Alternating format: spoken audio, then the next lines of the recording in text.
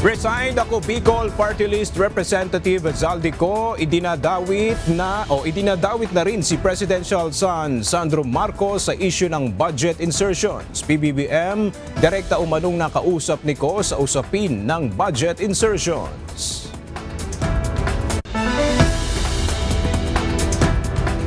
Congressman Arjo Atayde at Dina Sisjo kapwa humarap sa Independent Commission for Infrastructure kaugnay pa rin sa investigasyon ng flood control scandal. Ilan bang detalye hinggil sa paninermon umano ni Pangulong Ferdinand Marcos Jr. kay dating House Speaker Romualdez inihayag ni Nabotas Congressman Toby Tiangco. Wind signal number 1 nakataas pa rin sa ilang lugar sa bansa dahil sa bagyong Vervena. Bagyo inaasahang lalabas ng Philippine Area of Responsibility sa Huwebes ayon sa Pag-asa. At 2025 Miss Universe third runner-up at Tisa Manalo nakauwi na ng Pilipinas. Pinay Beauty Queen mainit na sinalubong ng mga taga-suporta.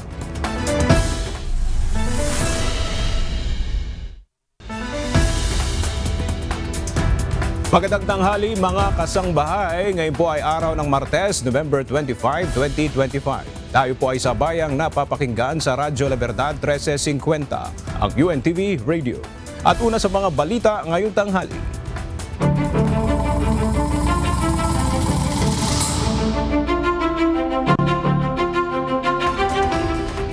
Ipinisisinta na kahapon sa Sandigan Bayan ang 8 sa mga inarestong individual na umano'y sangkot sa anomalya sa flood control project sa Oriental Mindoro. Nahaharap ang mga ito sa mga kasong malversation at graft. Ang detalye sa report ni Jed Neresina. Nakakulong na sa Bureau of Jail Management and Penology o BJMP ang 7 sa 8 akusado na iniharap kahapon sa Sandigan Bayan sa kasong malversation at graft kaugnay ng kontrobersya sa flood control projects.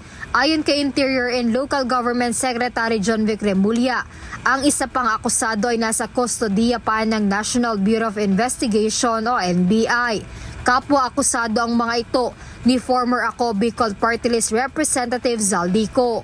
Papasok po ngayon ang 6 na lalaking mga nahuli nung isang gabi through the efforts ng NBI at ng CIDG. Sila po ay kasama sa floodgate scandal. Sila po ay mostly taga DPWH, Region 4B.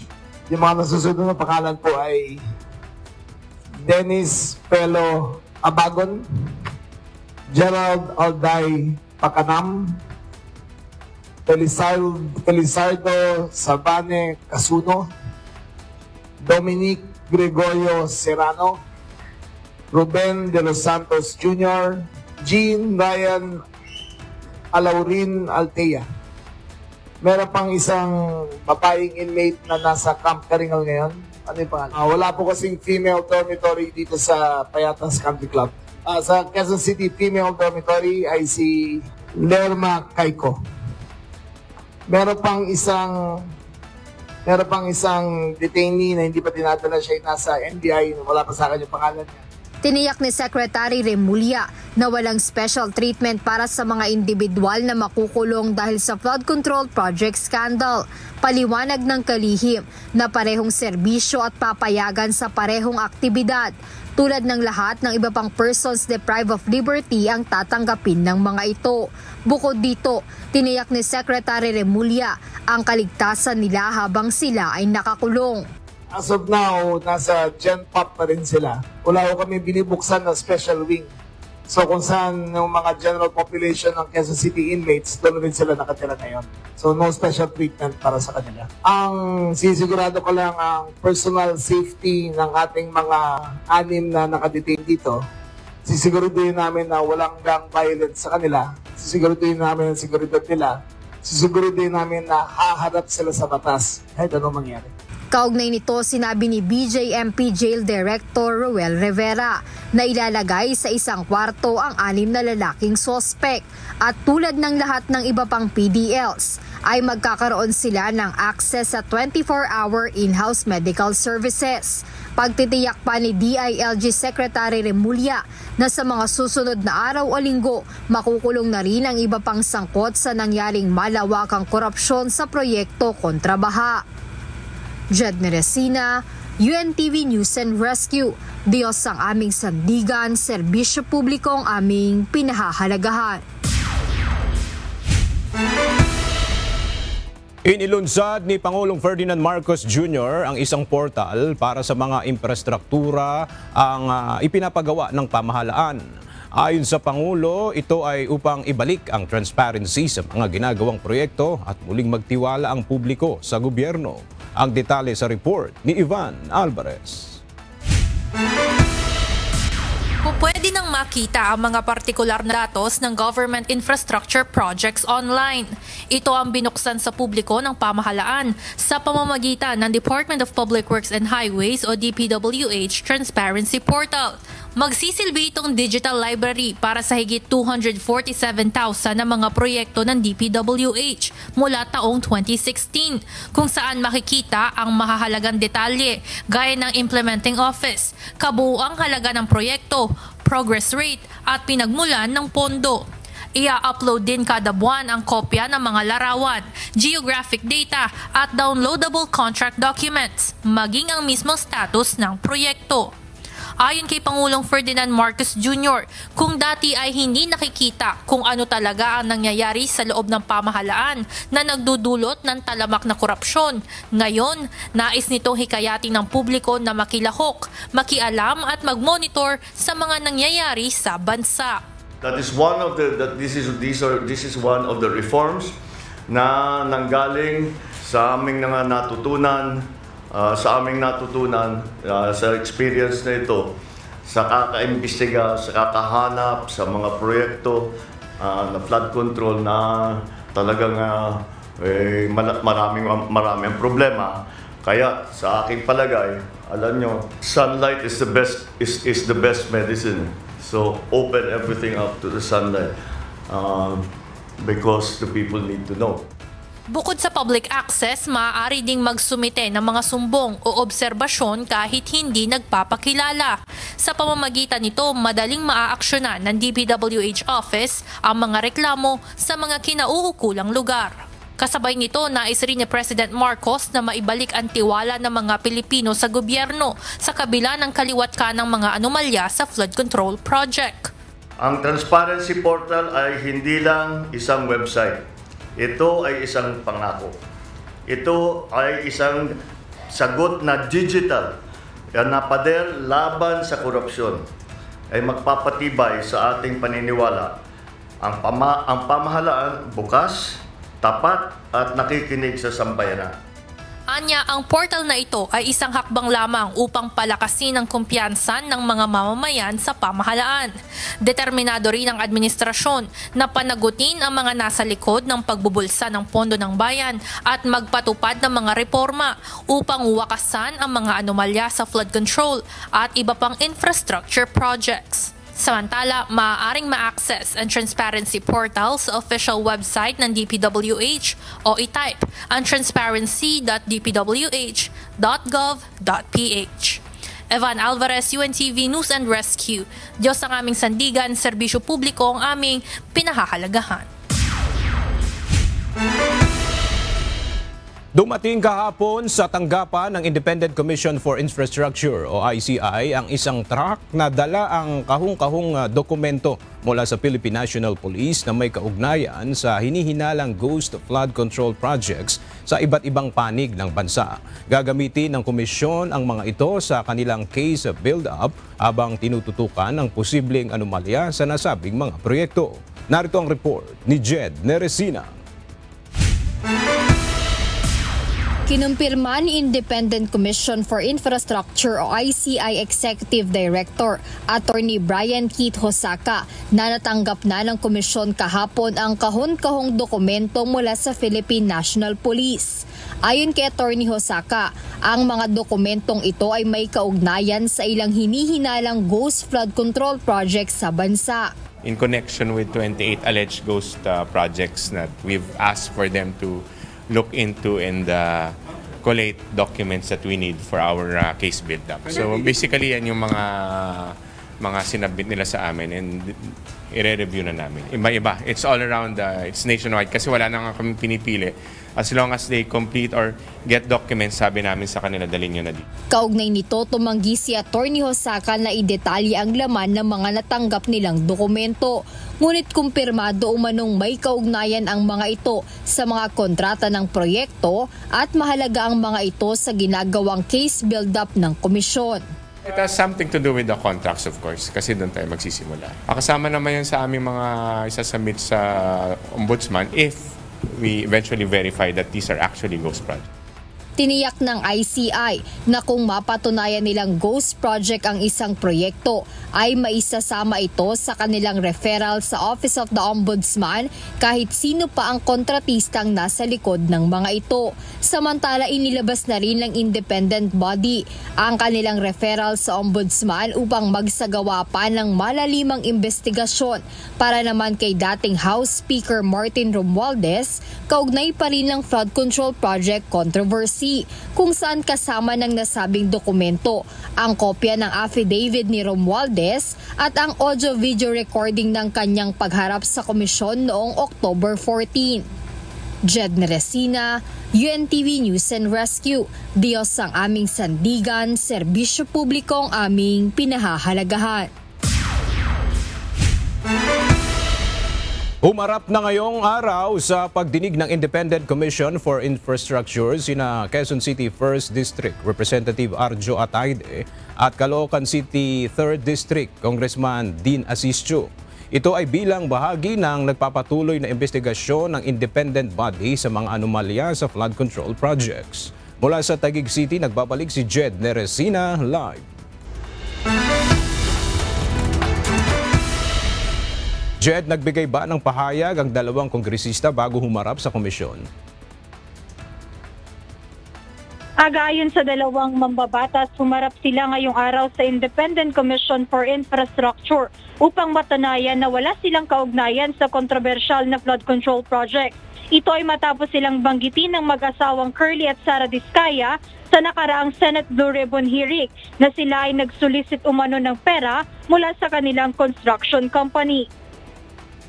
Mag-alas 10 ng umaga nang magkasunod na dumating dito sa tanggapan ng ICI, sina Quezon City 1st District Representative Arjo Atayde at Caloocan City 3rd District Representative Dean Asisio. Sa pagdating ni Representative Atayde, sinabi nito na sumulat siya at nag-volunteer na mismong humarap sa komisyon para aniya mapabilis ang proseso ng investigasyon. Paliwanag ng mambabatas, handa niyang sagutin ang mga alegasyong ibinabato sa kanya sa tamang forum gaya ng ICI. It's all hearsay po, sir. Kasi until now, as I said, baka mas mabuti po bago po magturo, bigay po muna sa akin yung ebidensya laban sa akin because up to this point, since September 8, they haven't even given out anything against me or my father. And my father is also willing to go through the investigation. Wala po kaming tinatago, hindi ako magtatago, hindi ako iiwas, hindi ako lilipad ng ibang bansa. I am here to thoroughly go through the investigation to fight for my innocence po and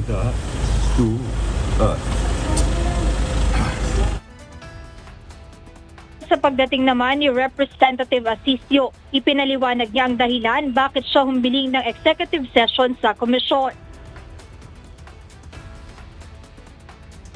Para po mas maprotektahan dahil baka magkaroon po ng judgment by publicity at baka meron po tayo mga sensitibong masabi sa ICI na hindi muna kinakailangan lumabas sa publiko para ho hindi abala sa investigasyon na isa. Iginiit ng parehong mambabatas na walang katotohanan ang mga aligasyon sa kanila kaugnay ng flood control project scandal. Samantala sa pag-alis sa tanggapan ng ICI ni Representative Atayde, tumanggi na itong humarap sa isang press conference ngunit handa siyang aniyang bumalik sa komisyon kung kailangan pa siya sa investigasyon. Aga ngayon inaantay ng media ang pagbaba naman ni Representative Asisio at umaasa kami na magbibigay ito ng pahayag sa kung ano ang napag-usapan nila sa pagdinig. Ayan muna update mula rito sa Taguig City. Balik sa inyo, Aga. Maraming salamat, Jed Neresina. Inihayag ni Navotas City Representative Toby Tiangco ang ilan pang detalye sa ginawang pakikipag-usap ni Pangulong Ferdinand Marcos Jr. sa kanilang dalawa ni dating House Speaker at Leyte 1st District Representative Martin Romualdez noong November 24, 2024. Ayon kay Congressman Tiangco na cousin-in-law ni PBBM at Romualdez, nagalit ang presidente sa dating House Speaker dahil sa issue ng pambansang budget. Ang detalye sa ulat ni Rosa Licos. Inihayag ni Navotas City Representative Toby Tiangco ang ilan pang detalye sa ginawang pakikipag-usap ni Pangulong Ferdinand Marcos Jr. sa kanilang dalawa ni dating House Speaker at Leyte 1st District Representative Martin Romualdez noong November 24, 2024. Nangyari umano ito pagkatapos ng Sunday lunch ng pamilya Marcos. Ipinatawag sila sa opisina ni PBBM at pinagalitan umano ng Pangulo si Romualdez. Sobra na kayo, yan umano ang binanggit ng presidente dahil sa issue ng pambansang budget. Kapwa cousin-in-law ni Congressman Tiangco sina PBBM at Leyte Representative Romualdez. Ang sabi ni Presidente Marcos, ito, yung sinasabi ko hindi ko masabi na masasakit na salita. Bago niya sinabi yung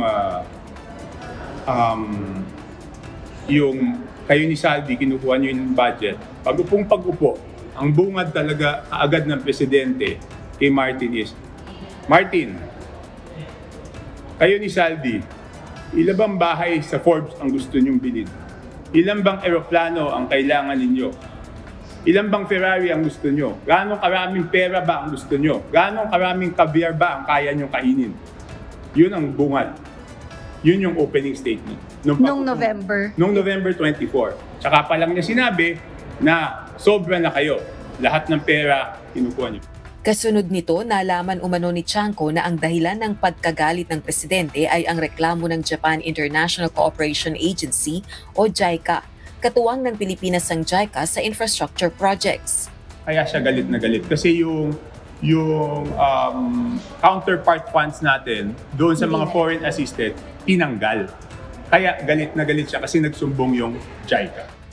Ang pagkagalit na ito ng presidente ang dahilan kung bakit naniniwala si Tiangco na hindi totoo ang mga paratang ng dating House Appropriations Panel Chairperson at nagbitiw na kongresistang si Saldi Co na si PBBM umano ang nasa likod ng maanumalyang insertions sa 2025 budget at tumanggap ng kickbacks. Wala pang pahayag si Romualdez kaugnay ng issue. Natanong din si Tiangco kung sa tingin ba nito ay maaaring tumistigo mismo si PBBM laban sa dating House Speaker na si Romualdez. Ang connivance is between the Romualdez. Silang dalawa lang nag-uusap dyan di ba? So, it's impossible for the president to connive with them. Hindi nga bakit siya magagalit sa harap ko? Bakit siya ipapatawag? The president testify against the former speaker. Testify? That's a good legal question. I think whatever he knows, kung ano man yung alam niya. Samantala, ayon naman kay Tiangco, hindi niya ipinagtatanggol si PBBM. Pero kung maramdaman niyang pinoproteksyonan ng Pangulo ang pinsan nitong si Romualdez, makikipaghiwalay umano siya rito sa politika. Rosa Licos, UNTV News and Rescue. Diyos ang aming sandigan, serbisyo publiko ang aming pinahahalagahan. Idinawit na rin ng nagbitiw na kongresistang si Zaldi Co, si Presidential Son at Ilocos Norte 1st District Representative Sandro Marcos sa anomalya sa budget. Ayon kay Co, may utos din ito sa kanyang isingit ang mga proyekto nito sa panukalang pambansang pondo. Samantala, inihayag rin ni Co na direkta umano niyang nakausap si Pangulong Ferdinand Marcos Jr. sa issue ng budget insertions. Mula sa House of Representatives, nagbabalik si Rosa Licos live. Rosalie, ano yung detalye sa panibagong pahayag ni Zaldi Co? Aga panibagong akusasyon ang pinalutang ni Saldi Co, nagbitiw na ako Bicol Party List Representative at dating House Appropriations House Appropriations Panel Chairperson. At sa video na ini-upload nito sa kanyang social media page ngayong umaga, ay idinadawit na rin ito ang presidential son na si House Majority Leader at Ilocos Norte 1st District Representative Sandro Marcos sa issue ng budget insertions. Ito ay habang patuloy pa rin niyang idinigiit na si Pangulong Ferdinand Marcos Jr. ang napulis sa kanyang isingit ang nasa isang halaga ng mga proyekto sa 2025 national budget. Pakinggan natin ang hayag ni Zaldi Co. Hindi lang po ang Pangulo ang may insertion sa budget. Pati po si Congressman Sandro Marcos, meron din pong pinapasok taon-taon. May mga binanggit pa itong halaga ng insertion simula 2023 hanggang 2025. Ang listahan nilathala rin ito sa kanyang social media account. Noong 2023, may 9.636 billion pesos. Noong 2024, 20.174 billion pesos. At nitong 2025, 21.127 billion pesos. Lahat-lahat, ang kabuuan ay 50.938 billion pesos. At bawat taon po, sa tuwing dumarating ang BICAM budget process, lagi po may utos si Congressman Sandro na ipasok ang mga proyekto niya. Wala pang pahayag ang opisina ni Congressman Sandro Marcos sa mga aligasyong ito. Samantala, inihayag din ito na sumulat ito o nagbigay ito ng isang confidential letter kay PBBM. Bukod pa rito, direkta pa umano niyang nakausap si PBBM nang makipagpulong sa kanila ni dating House Speaker at Leyte 1st District Representative Martin Romualdez kaugnay ng issue sa budget noong March 2025. Noong February 2025, sumulat po ako ng isang confidential letter kay Pangulong Marcos. Doon ko ipinaliwanag na ginagawa ko lang ang mga utos niya tungkol sa mga insertions na sinasabi niyang hindi na raw niya makilala. Ilalabas ko po ang sulat ko sa Pangulo kasama ng video ito. Si Yusek Jojo Cadiz ang nag-ayos ng aming meeting noong March 2025 sa 1201 Aguado Street, tapat ng Malacanang, Gate 4. Pero sa halip na kumalma ang Pangulo, lalos lang siyang nagalit. Sa halip na itanggi o linawin niya ang tungkol sa 100 billion insertion, pinagsabihan niya kami ni dating Speaker Romualdez at sa akin mismo, diretsahan niyang sinabi, "Huwag mo akong pigilan sa mga insertions ko. Huwag ka nang makialam sa budget." Dahil sa mga binitawang salita sa akin ni BBM, naging malinaw sa akin na siya mismo ang nag-utos kila Secretary Mina Pangandaman at Yusek Adrian Bersamin na ipasok ang 100 billion pesos worth of projects. Kaya kung hindi talaga totoo na galing sa Pangulo ang utos, bakit hindi niya agad tinanggal noon pa sina Secretary Mina Pangandaman at Undersecretary Adrian Bersamin nang pinaalam ko sa kanya ang 100 billion insertions sa pamamagitan ng sulat. Ayon kay Ko ay isa sa publiko niya rin yung kanyang ipinaabot na liham para kay PBBM. Nauna na niyang inilathala sa kanyang social media yung mga sinasabing ipinasingit na proyekto ni Congressman Sandro Marcos. Balik sa iyo, Aga. Maraming salamat, Rosalie Coz. Binalaan ng pambansang pulisya ang mga nagkakanlong sa mga akusado sa flood control project sa Oriental Mindoro. Ayon sa hepe ng pambansang pulisya, maaaring maharap ang mga ito sa kaso kapag nakipagsabwatan ang mga ito at itago ang mga pinaghahanap ng batas. Para sa detalye, may report si Leia Ilagan live.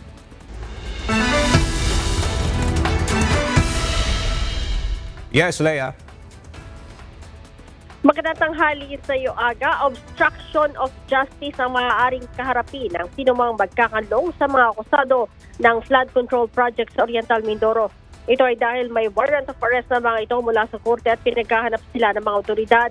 Ayon kay PNP Acting Chief Police Lieutenant General Jose Melencio Nartat Jr., desidido ang mga otoridad na matagpuan lahat ng mga akusado upang mapanagot sa batas. Sa 16 na may warrant of arrest, nasa 8 pa ang hindi nahuhuli. 4 sa mga ito ang nasa ibang bansa, kabilang si Zaldico.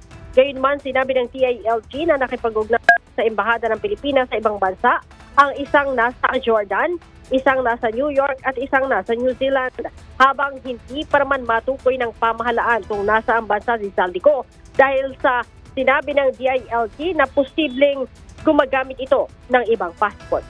Aga? Maraming salamat, Lea Ilagan. Magsusumiti na ng partial committee report ang Senate Blue Ribbon kaugnay ng flood control scandal. Inilahad naman ni Senator Panfilo Lacson ang plano ng komite sa mga susunod na pagdinig. Narito ang report ni Asher Cadapan Jr. May re-rekomendang kakasuhan sa flood control scandal. Ito ang tiniyak ni Senador Panfilo Lacson sa gitna ng investigasyon na isinasagawa ng Senate Blue Ribbon Committee. Kaugnay ito sa mga katiwalian sa mga maanumalyang proyekto ng pamahalaan, partikular na sa flood control projects.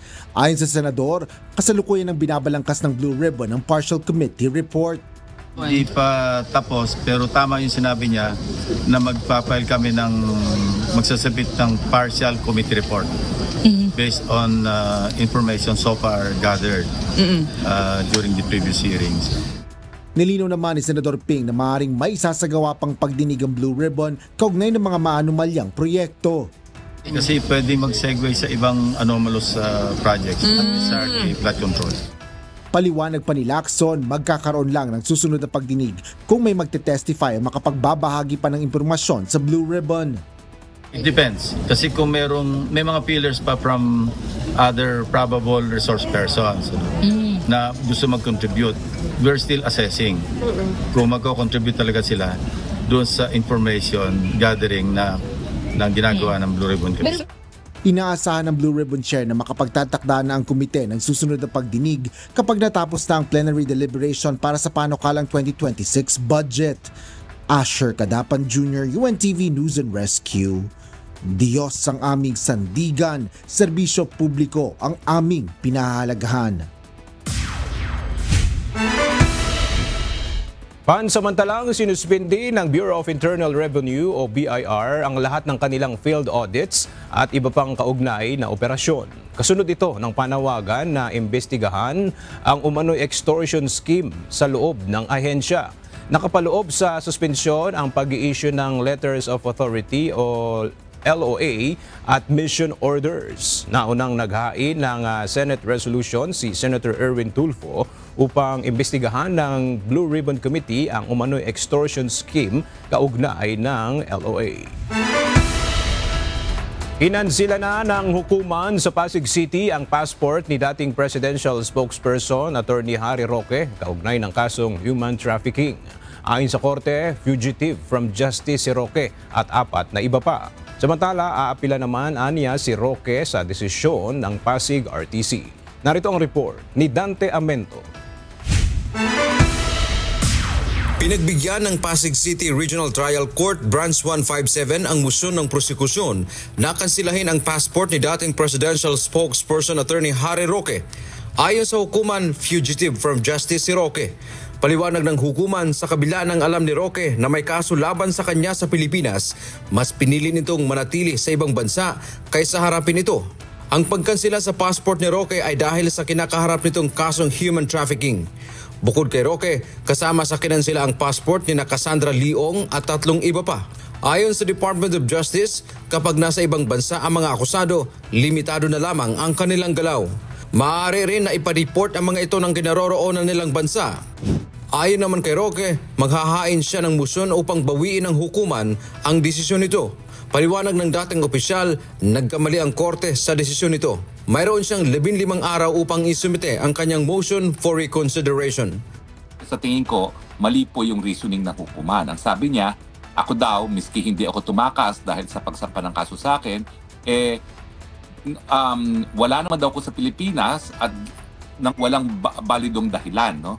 Ibig sabihin, unjustifiable daw yung aking pagkaalis sa Pilipinas at yung aking pag-iwas sa jurisdiction ng hukuman. Dante Amento, UNTV, News and Rescue. Diyos ang aming sandigan, serbisyo publiko ang aming pinahahalagahan. Magbibigay ng 1 milyong pisong pabuya ang Department of Justice o DOJ sa sinumang makapagtuturo para maaresto si Cassandra Leong, ang authorized representative ng Lucky South 99 Pogo, Pampanga. Ayon sa DOJ, ito ay para na rin makatulong ang publiko sa mabilis na pag-aresto kay Ong. Mula sa Maynila, nagbabalik si Dante Amento live.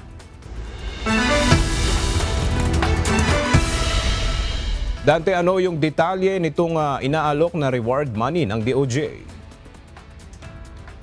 Magandang tanghali, aga naglaan nga ng pabuya ang Department of Justice o DOJ para makatulong sa pag-aresto sa Lucky South 99 Pogo representative na si Cassandra Leong.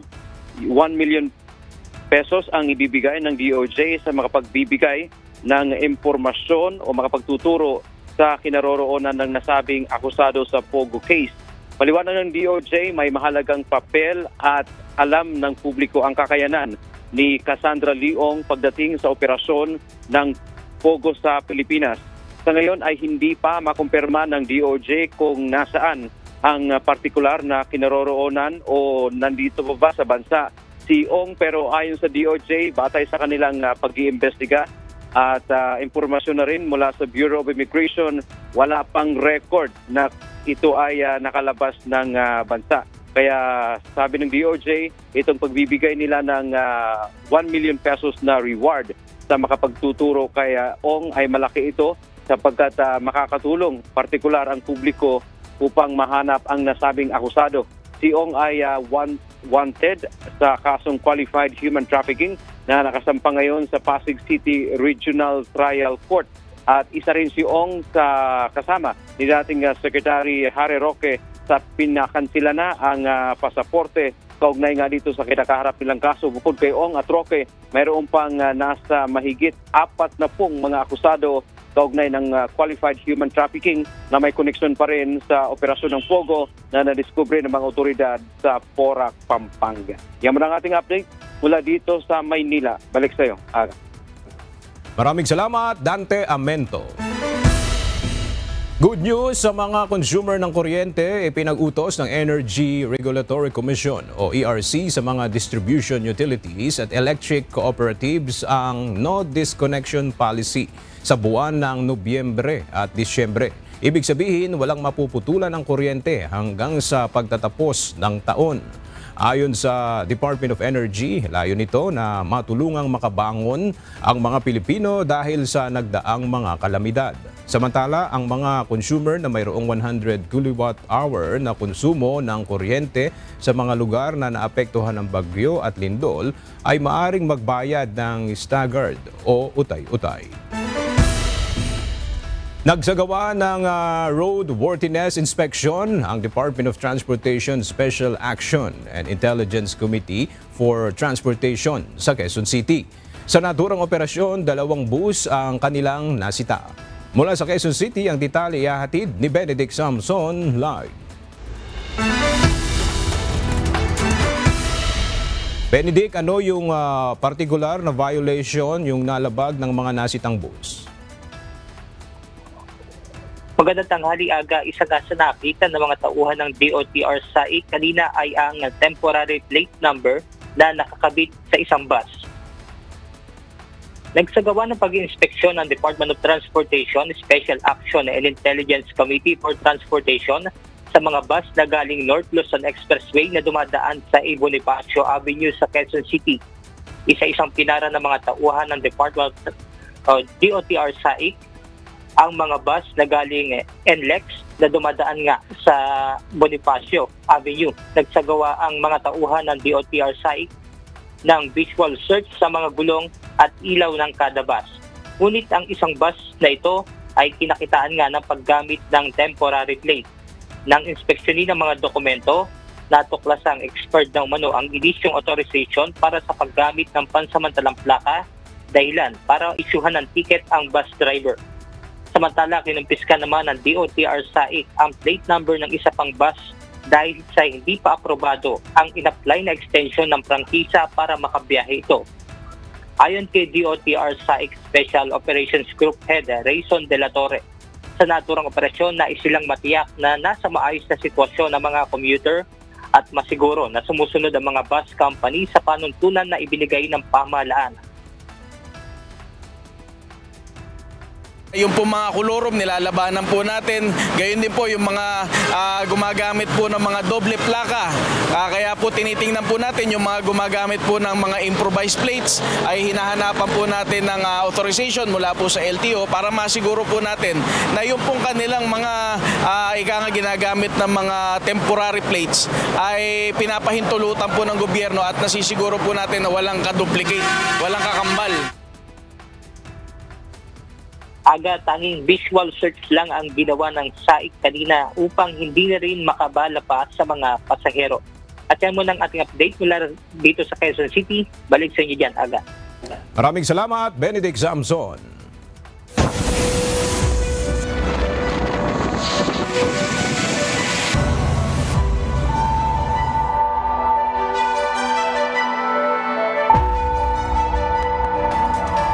Kasalukuyang nakamobilize ang iba't ibang ahensya sa Carcar City sa Cebu para sa agarang paglikas ng mga residente dahil sa banta ng Tropical Depression Vervena. Nasa ground ngayon ang Carcar City Disaster Risk Reduction and Management Office, katuwang ang PNP, BFP, Motorpol, mga opisyal ng barangay at Coast Guard upang tulungan ang mga apektadong residente sa gitna ng pananalasa ng bagyo.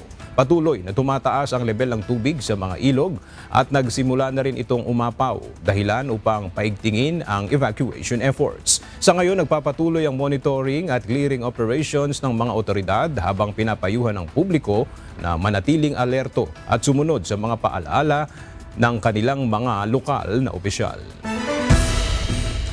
Ilang mga guro ang nangahas na tumawid at lumangoy sa baha para makauwi matapos masuspindi ang klase dahil sa pananalasa ng bagyong Vervena sa Bontoc, Southern Leyte kahapon. Ayon sa video uploader na si Ruby Tuan Diabordo, pinili na lamang ng mga guro na lumusong sa baha dahil naputol ang tulay na kahoy dahil sa rumaragas ang tubig. Anila ang nasirang tulay ang pansamantalang kapalit ng konkretong tulay na sinira naman ng bagyong Tino.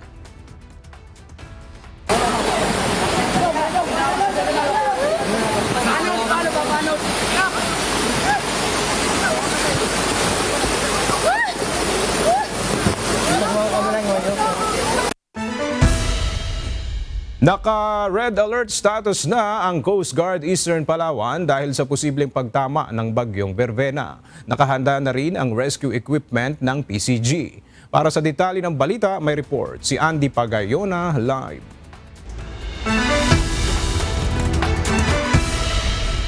Andy, kumusta na yung lagay ng panahon dyan sa Palawan at maulan na ba dyan? Magandang tanghali, Aga. No? Sa ngayon, dito sa kinalalagyan ko sa Puerto Princesa ay makulimlim yung kalangitan at may mga pagulan na rin tayo nararanasan. Ganun din sa iba't ibang bahagi ng Palawan. Dahil nga sa posibleng pagtama ng bagyong Vervena sa bahaging northern part of Palawan, itinaas na ng Coast Guard Eastern Palawan sa red alert status ang kanilang hanay. Ibig sabihin, nakapreposisyon na ang kanilang mga tauhan at mga equipment na gagamitin kung sakaling magpalikas sa mga residente. Ayon sa Pag-asa, maaaring tamaan ng bagyong Vervena ang hilagang bahagi ng Palawan. Sa ngayon, nakataas na ang wind signal number 1 sa northern at central Palawan. Binabantayan na rin ang City Disaster Risk Reduction and Management Office o CDRRMO ang mga ilog sa Puerto Princesa. Marami pa rin sa ngayon ang naninirahan sa mga tabing ilog na posibleng maapektuhan kung sakaling lumaki ang tubig. Kansilado na rin ang mga biyahe ng malilit na sasakyang pandagat sa bahaging norte ng Palawan dahil nga sa bagyo. Aga kanina ay nagkansila na rin ng klase ang mga paaralan sa Puerto Princesa at ang mga batang nakapasok na ay pinauwi na sa kanilang mga tahanan dahil nga sa inaasahang sama ng panahon. Daw ko sa Pilipinas at nang walang balidong dahilan, no? Ibig sabihin, unjustifiable daw yung aking pagkaalis sa Pilipinas at yung aking pag-iwas sa jurisdiction ng hukuman. Dante Amento, UNTV, News and Rescue. Diyos ang aming sandigan, serbisyo publiko ang aming pinahahalagahan. Magbibigay ng 1 milyong pisong pabuya ang Department of Justice o DOJ sa sinumang makapagtuturo para maaresto si Cassandra Leong, ang authorized representative ng Lucky South 99 Pogo, Pampanga. Ayon sa DOJ, ito ay para na rin makatulong ang publiko sa mabilis na pag-aresto kay Ong. Mula sa Maynila, nagbabalik si Dante Amento live.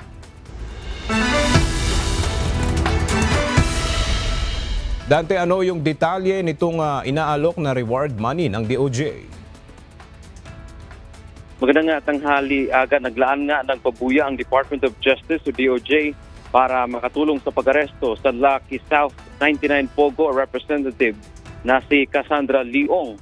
1 million pesos ang ibibigay ng DOJ sa makapagbibigay ng impormasyon o makapagtuturo sa kinaroroonan ng nasabing akusado sa Pogo case. Paliwanag ng DOJ, may mahalagang papel at alam ng publiko ang kakayanan ni Cassandra Leong pagdating sa operasyon ng Pogo sa Pilipinas. Sa ngayon ay hindi pa makumpirma ng DOJ kung nasaan ang partikular na kinaroroonan o nandito ba sa bansa si Ong, pero ayon sa DOJ, batay sa kanilang pag-iimbestiga at impormasyon na rin mula sa Bureau of Immigration, wala pang record na ito ay nakalabas ng bansa. Kaya sabi ng DOJ, itong pagbibigay nila ng 1 million pesos na reward sa makapagtuturo kay Ong ay malaki ito sapagkat makakatulong partikular ang publiko upang mahanap ang nasabing akusado. Si Ong ay wanted sa kasong qualified human trafficking na nakasampa ngayon sa Pasig City Regional Trial Court. At isa rin si Ong sa kasama ni dating Secretary Harry Roque sa pinakansila na ang pasaporte. Kaugnay nga dito sa kinakaharap nilang kaso. Bukod kay Ong at Roque, mayroon pang nasa mahigit 40 mga akusado kaugnay ng qualified human trafficking na may koneksyon pa rin sa operasyon ng Pogo na nadiskubre ng mga otoridad sa Porac, Pampanga. Yan mo ang ating update mula dito sa Maynila. Balik sa iyo, Aga. Maraming salamat, Dante Amento. Good news sa mga consumer ng kuryente, ipinag-utos ng Energy Regulatory Commission o ERC sa mga distribution utilities at electric cooperatives ang no disconnection policy sa buwan ng Nobyembre at Disyembre. Ibig sabihin, walang mapuputulan ng kuryente hanggang sa pagtatapos ng taon. Ayon sa Department of Energy, layon nito na matulungang makabangon ang mga Pilipino dahil sa nagdaang mga kalamidad. Samantala, ang mga consumer na mayroong 100 kilowatt-hour na konsumo ng kuryente sa mga lugar na naapektuhan ng bagyo at lindol ay maaring magbayad ng staggered o utay-utay. Nagsagawa ng roadworthiness inspection ang Department of Transportation Special Action and Intelligence Committee for Transportation sa Quezon City. Sa naturang operasyon, 2 bus ang kanilang nasita. Mula sa Quezon City, ang detalye ihahatid ni Benedict Samson live. Benedict, ano yung particular na violation yung nalabag ng mga nasitang bus? Magandang tanghali, Aga. Isa nga sa nakita ng mga tauhan ng DOTR SAIC kanina ay ang temporary plate number na nakakabit sa isang bus. Nagsagawa ng pag-inspeksyon ng Department of Transportation, Special Action and Intelligence Committee for Transportation sa mga bus na galing North Luzon Expressway na dumadaan sa Bonifacio Avenue sa Quezon City.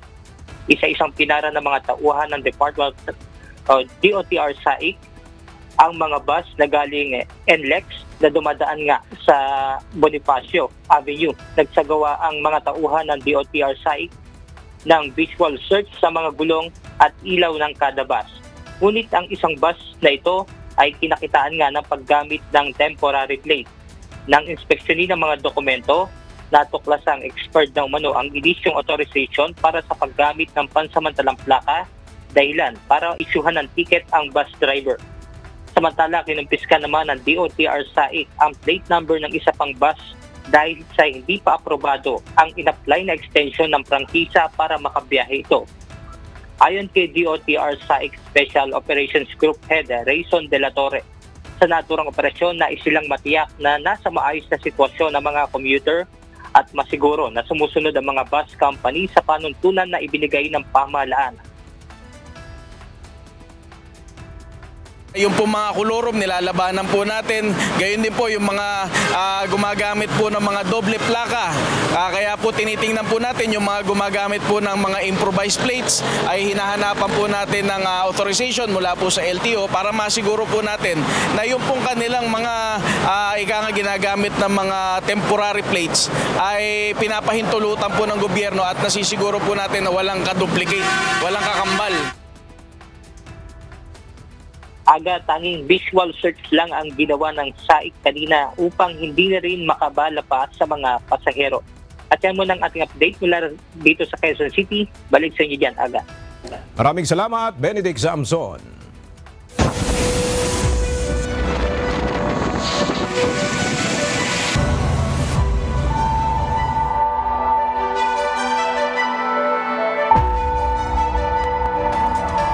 Kasalukuyang nakamobilize ang iba't ibang ahensya sa Carcar City sa Cebu para sa agarang paglikas ng mga residente dahil sa banta ng Tropical Depression Vervena.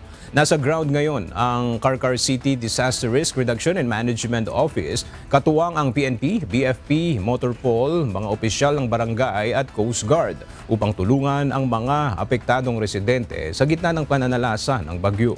Patuloy na tumataas ang level ng tubig sa mga ilog at nagsimula na rin itong umapaw, dahilan upang paigtingin ang evacuation efforts. Sa ngayon, nagpapatuloy ang monitoring at clearing operations ng mga otoridad habang pinapayuhan ng publiko na manatiling alerto at sumunod sa mga paalaala ng kanilang mga lokal na opisyal. Ilang mga guro ang nangahas na tumawid at lumangoy sa baha para makauwi matapos masuspindi ang klase dahil sa pananalasa ng bagyong Vervena sa Bontoc, Southern Leyte kahapon. Ayon sa video uploader na si Ruby Tuan Diabordo, pinili na lamang ng mga guro na lumusong sa baha dahil naputol ang tulay na kahoy dahil sa rumaragas ang tubig. Anila ang nasirang tulay ang pansamantalang kapalit ng konkretong tulay na sinira naman ng bagyong Tino.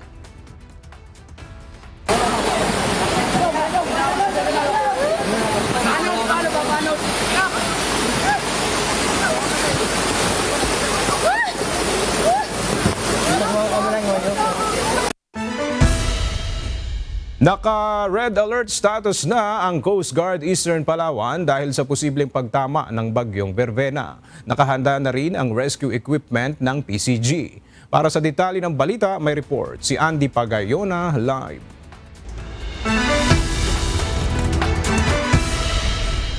Andy, kumusta na yung lagay ng panahon dyan sa Palawan at maulan na ba dyan?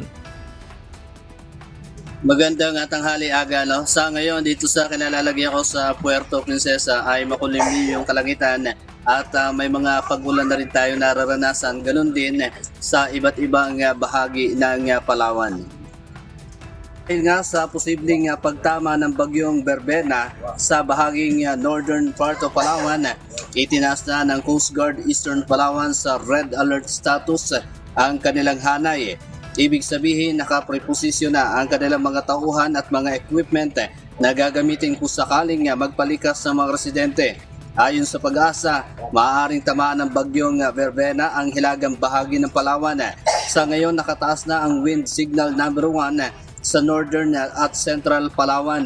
Binabantayan na rin ng City Disaster Risk Reduction and Management Office o CDRRMO ang mga ilog sa Puerto Princesa.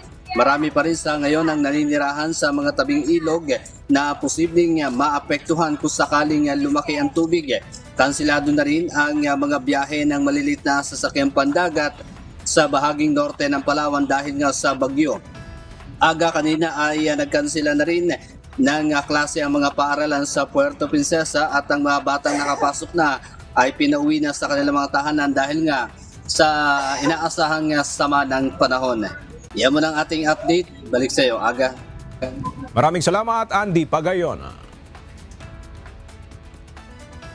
Ang wind signal number 1 sa ilang lugar sa Luzon at Visayas dahil sa bagyong Vervena. Kasalukuyang nasa coastal waters ng Antique ang mata ng bagyo at inaasahang lalakas pa habang papalapit naman sa Palawan. Ang iba pang detalya hatid ni Chris Perez, ang Assistant Weather Services Chief ng DOST Pag-asa. So sa ating latest satellite image animation, mapapansin po natin na patuloy ngang kumikilos dito sa may bandang Visayas, Southern Luzon area ang tropical depression na si Berbena. At kanina alas 10, ito ay tinatayang nandito sa may bandang coastal waters ng Hamtic Antique. Taglay ng bagyong si Berbena, ang lakas ng hangin umabot hanggang 55 km per hour malapit sa gitna nito at ang pagbugso aabot na hanggang 90 km per hour. Kumikilos naman ito sa direksyong west-northwest sa bilis na 35 km per hour. So, mapapansin po natin na yung malawak na kaulapan ng bagyong Berbena talagang nasasakupan nakararaming bahagi ng Visayas, nakararaming bahagi ng Southern Luzon at maging ilang bahagi ng Mindanao.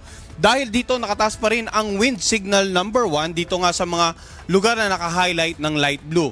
Sa Occidental Oriental Mindoro, sa lalawigan ng Romblon, northern at saka central portion ng Palawan kasama nga yung Calamian, Cuyo at Cagayancillo Island. Dito sa mainland Masbate, sa Antique, Aklan, Capiz, Iloilo, Guimaras, maging dito sa Negros Occidental at Negros Oriental at sa lalawigan ng Cebu. Ang mga nabagit po nating lugar patuloy pa rin makakaranas ng mga pag-ulan at paminsan-minsang pagbugso ng hangin. Samantala, ang mga baybaying dagat sa kapaligiran nito magiging katamtaman hanggang sa maalon. Hanggat maaari, huwag muna pumalaot ang anumang uri ng sakyang pandagat habang nandito pa nga sa area nito ang tropical depression na si Berbena. So ano nga ba inaasahan naman natin na pagkilos nitong bagyong si Berbena? No? Kanina alas 8 ng umaga nandito siya sa may bandang Panay Island area at inaasahan natin mamayang gabi ay kikilos ito patungo sa may bandang Northern Palawan area. At mapapansin natin, posible rin pala itong mag-intensify into tropical storm. Kaya dapat handa yung mga kababayan natin dito sa may bandang northern part ng Palawan. Bukas ng umaga, inaasahan naman natin ay nandito na siya sa 275 kilometers west ng Coron, Palawan. So tuluyan ang lalagpas ng landmass ng ating bansa. At sa darating naman na Huwebes ng umaga, inaasahan na itong tuluyan ng nakalabas ng ating area of responsibility. Mapapansin din natin yung lakas na ito, inaasahan natin na posible itong mag-intensify into severe tropical storm once nakalabas na po ng ating PAR. At sa mga susunod ng araw, inaasahan natin na patuloy itong kikilos patungo dito sa eastern seaboard ng Vietnam. So dahil sa pagkilos na to, ano naman yung inaasahan nating pag-ulan? Kanina binanggit natin yung wind signal, patungkol ito sa lakas ng hangin na pwedeng maranasan sa inyong lugar. At dahil wind signal number 1, posibleng minor to minimal damages sa mga ilang istruktura, ilang uri ng pananim. At yun nga, binanggit natin kanina, magiging katamtaman hanggang sa maalon ang mga karagatan. Samantala, ang mga pagbugso ng hangin, mararamdaman din po sa mga lugar na walang wind signal. Ngayong araw sa mga lugar sa Luzon na walang wind signal, ganun din sa Visayas, ilang bahagi ng Mindanao, partikular na sa Dinagat Island, Surigao del Norte, Agusan del Norte, Surigao del Sur, Davao Oriental, Misamis Provinces, Lanao del Norte, Misamis Occidental at Zamboanga del Norte. At sa mga susunod pong araw, no, may mga pagbugso pa rin po tayong ng hangin na inaasahan dahil nga sa may kalakasan po ang amihan sa mga araw nito at sa susunod na 2 hanggang 3 araw. Kaya dapat maging maingat din po yung mga kababayan natin na mga mangisdat, yung mga may maliit na sakyang pandagat sa mga ilang lugar sa Luzon na wala pong wind signal. Samantala, kung titingnan natin ating latest satellite imagery, pag-usapan naman natin ano yung mga inaasahang pag-ulan. Bukod dito sa bagyo, makikita po natin may nakatutok tayong shear line sa Luzon, amihan sa hilagang bahagi ng Luzon. Kaya iyan po yung reason kung bakit yung mga pag-ulan natin na bukod dito sa malapit nga sa lugar na may bagyo, meron din tayo inaasahang pag-ulan sa silangang bahagi ng Northern at Central Luzon dahil po yan sa amihan at shear line.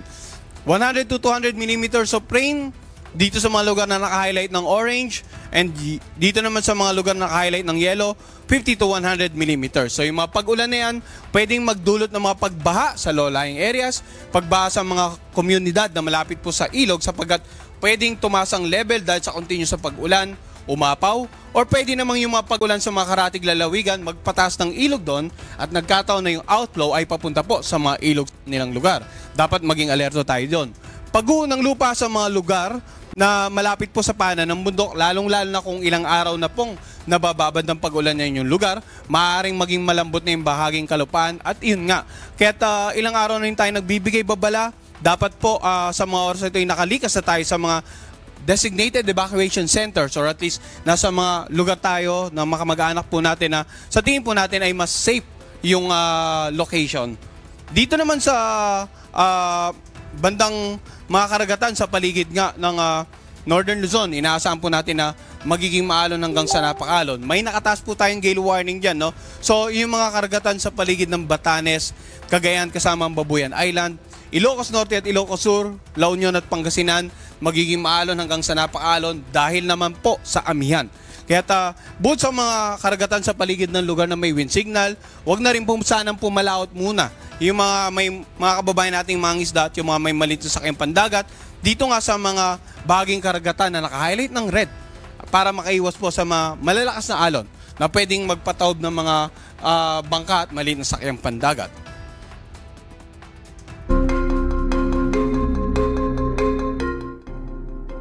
Nagkaroon umano ng magandang pag-uusap si United States President Donald Trump at Chinese President Xi Jinping. Ibinahagi ito ni Trump sa kanyang Truth Social. Ayon sa US President, ilan sa kanilang napag-usapan ang Russia at Ukraine, fentanyl, soybeans at iba pang farm products. Inimbitahan din umano siya ni President Xi na pumunta ng Beijing sa Abril ng susunod na taon. Inaasahan namang magiging panauhin nito si Xi sa isang state visit sa US ngayong taon.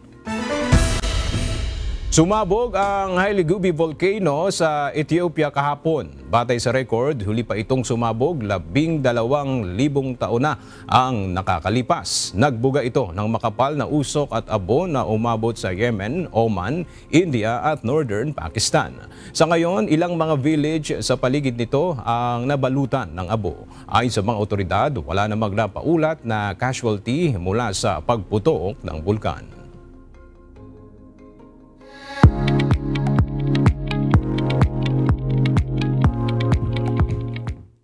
Malapit nang ma-discharge sa ospital si 2025 Miss Universe Jamaica Dr. Gabriel Henry ayon sa Miss Universe Organization. Sa statement na inilabas kagabi ng Miss Universe Organization, sinabi nito na bilang paggalang kay Dr. Henry at maging sa kanyang pamilya, minabuti nilang maging istrikto sa pagbabahagi ng mga partikular na detalye hinggil sa kanyang medical condition. Ayon sa MUO, naniniwala sila na ang usapin ay dapat irespeto bilang konsiderasyon sa pamilya ng kandidata maging kay Dr. Henry mismo.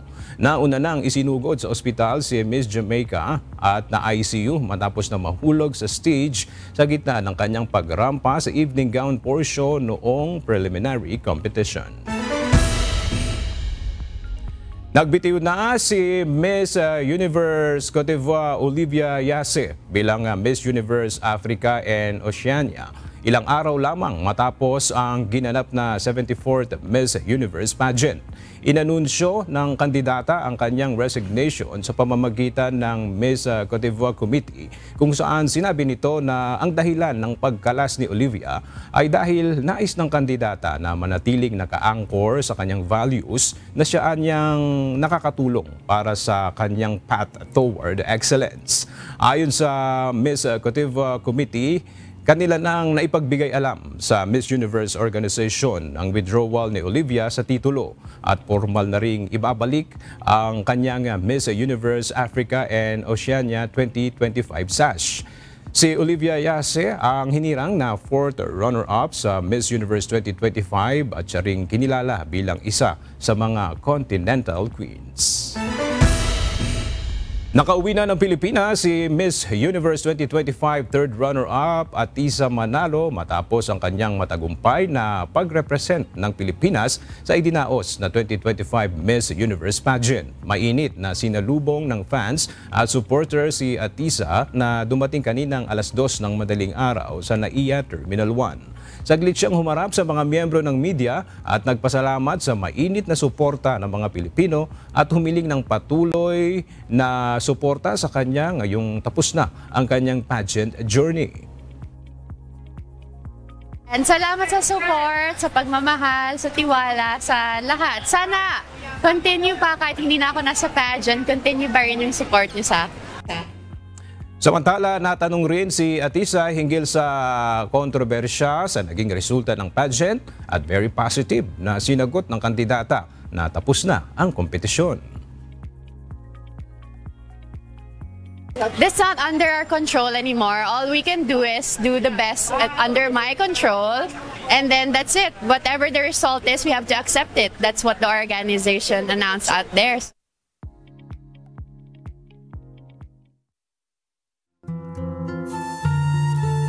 At sa ating pong iiwang mga salita ng Diyos na ating sandigan mula sa Aklat ng Awit, Kapitulo 145, versikulo 16 na nagsasabi, iyong binubuksan ang iyong kamay at sinasapatan mo ang nasa ng bawat bagay na may buhay.